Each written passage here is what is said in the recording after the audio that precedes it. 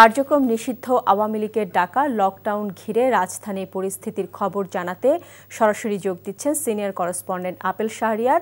আমরা এখন সরাসরি যুক্ত হচ্ছি তার সঙ্গে। আপেল, আপনি এই মুহূর্তে কোথায় রয়েছেন আমাদের জানাবেন, আর এর তারিখ ঘোষণার পর রাজধানীর সর্বশেষ পরিস্থিতি কেমন সেটিও আমাদের জানাবেন।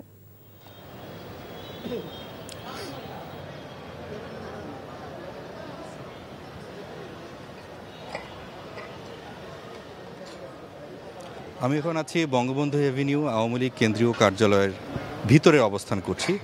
মূলত হচ্ছে যখন রায়ের দিন যখন ঘোষণা করা হলো, তারপরে ইনকিলাব মঞ্চ সহ বেশ কয়েকটি সংগঠন তারা শাহবাগ থেকে মিছিল নিয়ে এই পার্টি অফিসে আসে এবং এসে তারা ভিতরে প্রবেশ করে, ভাঙচুর চালায় এবং এক পর্যায়ে সেখানে আগুন ধরিয়ে দেয়।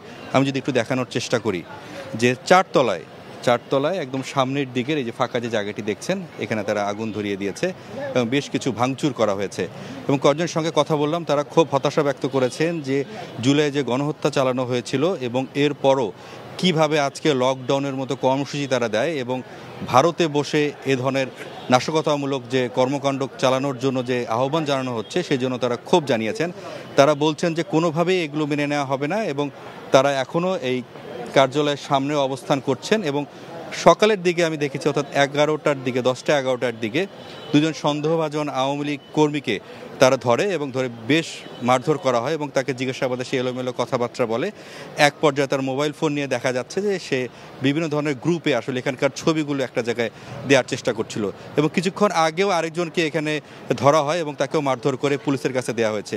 তো বলে রাখি যে তাদের যে কর্মসূচি তারা যে দিয়েছে, এখনও গণপরিবহনের যে প্রথম সকালের দিকে যেরকম একটু কম ছিল, আসলে বেলা বাড়ার সাথে সাথে কিন্তু গণপরিবহনের সংখ্যাও বেড়েছে, মানুষজন আসলে বের হয়ে আসতেছে এবং এখানকার যারা আছেন আন্দোলন করছেন বলছেন যে কোনোভাবেই আওয়ামী লীগের এসব অপকৌশল বা অপতৎপরতা যেগুলো করছে সেগুলো বরদাস্ত করা হবে না। জানছিলাম আওয়ামী লীগের ডাকা লকডাউন ঘিরে রাজধানীর পরিস্থিতির খবর।